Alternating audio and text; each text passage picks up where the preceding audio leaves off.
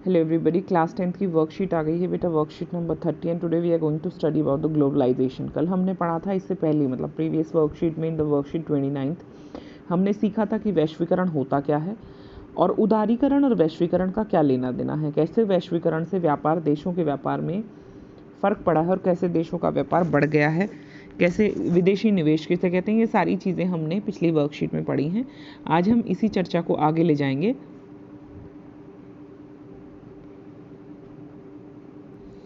We will study about impact of globalization in India. Bharat में globalization से क्या क्या फ़र्क पड़ा है उस चीज़ को हम पढ़ने वाले हैं। Globalization of Indian economy has come a long वे।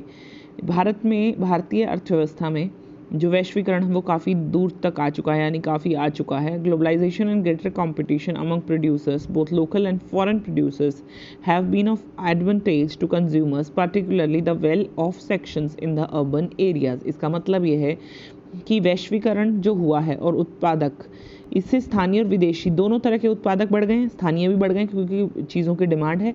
विदेशी उत्पादकों से हम लोग बहुत सारा सामान लाते हैं, उनके बीच और अधिक प्रतिस्पर्धा होने से लोगों को बहुत अच्छा फ़ायदा हुआ है, क्योंकि उपभोक्ताओं को सस्ती से सस्ती चीज़ मिल जाती है मार्केट में, और हर उत्पादक यह कोशिश करता है कि लोग उसका सामान खरीदें। और उसका सामान कब खरीदेंगे? जब हमारे पास उपभोक्ता के पास क्या होगा, सबसे ज़्यादा, सबसे कम चीज़ में, सबसे कम पैसे में अच्छी चीज़ मिलेगी, तो उपभोक्ता उसकी तरफ जाएंगे।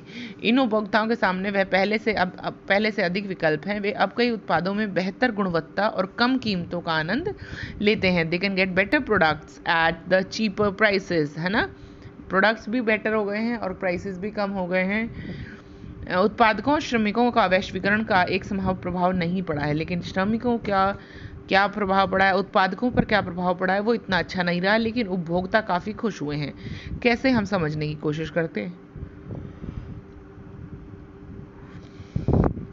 बहुराष्ट्रीय कंपनियों पर प्रभाव क्या हुआ, एमएनसीज के साथ क्या हुआ। उद्योगों में cell phone, electronics, soft drinks, fast food जैसी सेवाओं में निवेश बहुत ज़्यादा बढ़ गया है। ये चीज़ें लोगों के पास बहुत ज़्यादा चाहिए आजकल। उपरोक्त उद्योगों में नई नौकरियां आ गई हैं। इन उद्योगों को कच्चे माल आदि की आपूर्ति करने वाली स्थानीय कंपनियां क्या हैं, स्थानीय कंपनियां समृद्ध हुई हैं, यानी कि जो कच्चा माल दे रही थी वो कंपनियां अच्छी हो गई हैं, उनको काफ़ी फ़ायदा मिला है। कौन कौन से बिज़नेस की यहाँ पर बात हो रही है, देखिए कौन कौन से बिज़नेस की डिस्कशन कर रहे हैं। Cell phone, mobile phone, electronics, सारी चीज़ें इलेक्ट्रॉनिक हो गई हैं आजकल। सॉफ्ट ड्रिंक्स, सब लोग कोल्ड ड्रिंक पीना बड़ा पसंद करते हैं। फास्ट फूड तो आजकल आप हर बच्चे को 5 रुपये 10 रुपये में फास्ट फूड ही खाना होता है, जबकि 5 रुपये में एक केला, एक सेब भी आ सकता है, but they don't want to eat that. और बैंकिंग, क्योंकि आपके पास पैसा है इसलिए हमें बैंक्स की भी ज़रूरत है। चलिए, अब भारतीय कंपनियों का, शीर्ष भारतीय कंपनियों पर क्या प्रभाव पड़ा। जो टॉप की कंपनियां थी, उन्होंने नई तकनीक और उत्पादन के नए तरीके सीख लिए हैं। उन्होंने इन तरीकों में निवेश किया है, उत्पादन मानकों को बढ़ाया है। कुछ ने विदेशी कंपनियों के साथ सफल सहयोग प्राप्त कर लिया है।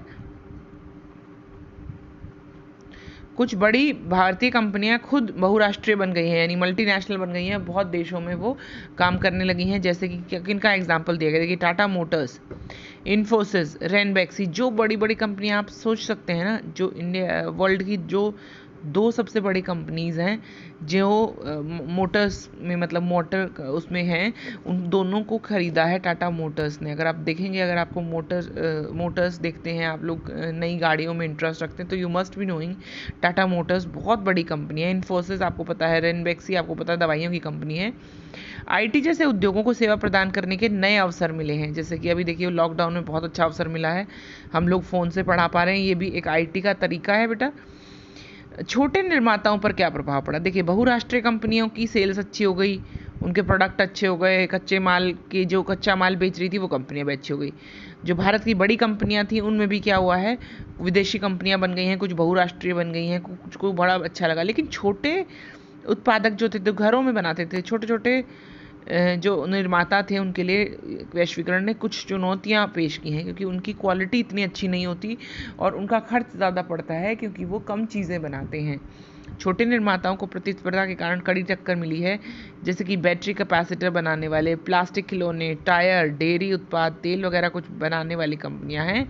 इनको विदेशी चीज़ें जो सस्ती मिल जाती हैं हमें, तो जो भारत के कंपनियां हैं, छोटी कंपनियां हैं, जैसे कि बैटरी कैपेसिटर बनाने वाली, प्लास्टिक टॉयज़ तो हम लोग सारे चाइना के खरीदते हैं, टायर भी हम बाहर की कंपनियों के खरीदते हैं, जिनके ऐड देखते हैं वही खरीदते हैं। और जो इंडिया का उत्पादक है, छोटा उत्पादक है, ना तो वो एडवर्टाइजमेंट कर सकता है बेटा, और ना ही वो उस लेवल पर जाकर आपके पास उस प्रोडक्ट को पहुंचा सकता है। इसमें से कई इकाइयों में श्रमिकों को रोजगार देना बंद कर दिया है। बहुत सारी कंपनीज बंद हो गई हैं क्योंकि उनके पास खुद के पास कमाई नहीं है, तो श्रमिकों को क्या काम देंगे। अधिकांश नियोक्ता श्रमिकों को लचीले ढंग से रोजगार देना पसंद करते हैं, जिससे नौकरी का नुकसान होता है, यानी कि उनको कभी कभी वो लोग एम्प्लॉय करने की कोशिश करते हैं। For a large number globalization has posed challenges, you know. Challenges की स्पेलिंग गलत है बच्चे, यहाँ पर देखिए, यहाँ पर चैलेंजेस में CHALLE आएगा बच्चे, क्या आएगा, E, challenges. Small manufacturers have been hit hard due to competition. Batteries, capacitors, plastics, toys, tires, dairy products, oils are some of examples. Several of these units have shut down, rendering many workers jobless. Most employers prefer to employ workers flexibly, which has caused loss of job security, क्योंकि जब उनको ज़रूरत होती है तब वो क्या करते हैं, उनको बुला लेते हैं। आज हम पढ़ने वाले हैं SEZ के बारे में, ध्यान से पढ़िएगा। जैसे रिलायंस ने यहाँ पर ज़मीन ले ली, इस कंपनी ने यहाँ पर ज़मीन ले ली, आपने बहुत सुना होगा, तो वहाँ पर स्पेशल इकोनॉमिक जोन्स बनाए जाते हैं। उसका मतलब क्या होता है और उसमें होता क्या है, ये देखिए। Establishment of industrial zones called special economic zones बनाए जाते हैं। These are world class facilities होती हैं, इसमें ना इलेक्ट्रिसिटी कभी जाती है, ना कभी पानी बंद होता है, ना कभी रोड बंद होते हैं, रात दिन बराबर होता है काम, रात को पता नहीं चलेगा आपको ऐसा काम हो रहा है कि दिन जैसा भी काम हो रहा है। स्टोरेज होती है, recreational and educational facilities. Companies having production units in SEZs do not have to pay taxes for initial 5 years. जो कंपनी SEZ बनाती है उसको पहले 5 साल के लिए, क्योंकि SEZ एक बहुत बड़ी चीज़ है। अगर मान लो मेरी बहुत बड़ी कंपनी है बेटा, और मैं तुम्हारे गांव में जाकर एक SEZ खोल लेती हूँ, यहाँ पर मेरे ऑफिसेज होंगे, मेरे एम्प्लॉयज़ होंगे, वहाँ पर मेरी कंपनी के लोग काम करते होंगे, बड़ी बड़ी गाड़ियों में रहते होंगे, वहाँ सारी फैसिलिटीज़ होंगी आपके पास, आपको भी मिलेगा उसका बेनिफिट, आपको भी जॉब्स मिलेंगी। लेकिन क्या होगा, उस 5 साल के लिए जब मैं उस गांव में जाऊंगी, अलग जगह जाकर काम शुरू करूंगी, तो मेरी कंपनी को 5 साल के लिए कोई टैक्स नहीं देना पड़ता है। इससे क्या होता है बेटा, देश में डेवलपमेंट बढ़ती है, अलग अलग जगहों पर लोग जाकर इन्वेस्ट करते हैं। लेबर लॉज में फ्लेक्सिबिलिटी है, रेगुलर बेसिस में लोग हायर नहीं करते हैं, जबकि थोड़े पीरियड के लिए हायर करते हैं, फिर उनको जॉब से निकाल देते हैं। इससे क्या होता है, कॉस्ट ऑफ लेबर कम हो जाती है, कंपनी को फ़ायदा है। कंपनी को अगर 3 महीने के लिए आदमी चाहिए तो उस साल भर की जॉब क्यों देगा। लेकिन इसकी वजह से क्या हो गया है, जो एम्प्लॉयज़ हैं,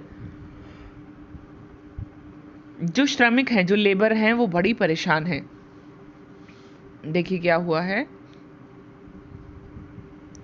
विदेशी कंपनियां अब भी संतुष्ट नहीं हैं और श्रम कानूनों में और अधिक लचीलेपन की मांग कर रही हैं। वो चाहती हैं कि जितने घंटे का, मतलब अगर 5 घंटे काम करा रहे हैं तो सिर्फ 5 घंटे की सैलरी दें, जबकि इंडिया में ऐसा नहीं होता है।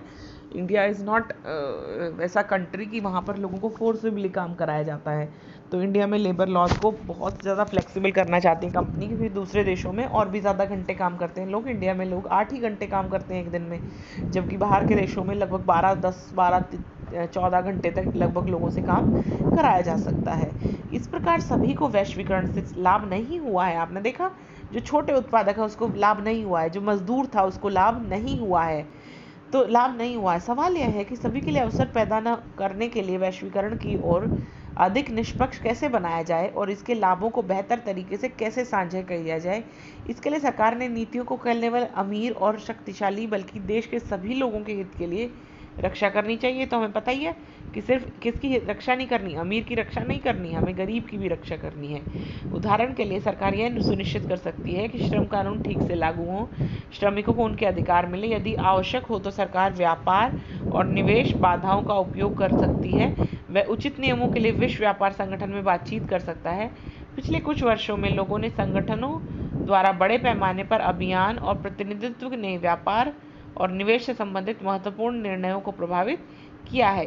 इसने प्रदर्शित किया है कि लोग निष्पक्ष वैश्वीकरण के संघर्ष में भी महत्वपूर्ण भूमिका निभा सकते हैं। हम लोग टेक्निकली अगर बिना फेवर किए भी अगर कॉम्पीट करेंगे तो हम लोग जीत सकते हैं। We can win, we can be a big company. तो हम लोगों को वैश्वीकरण से कोई नुकसान नहीं है। वैश्वीकरण क्या होता है बच्चे?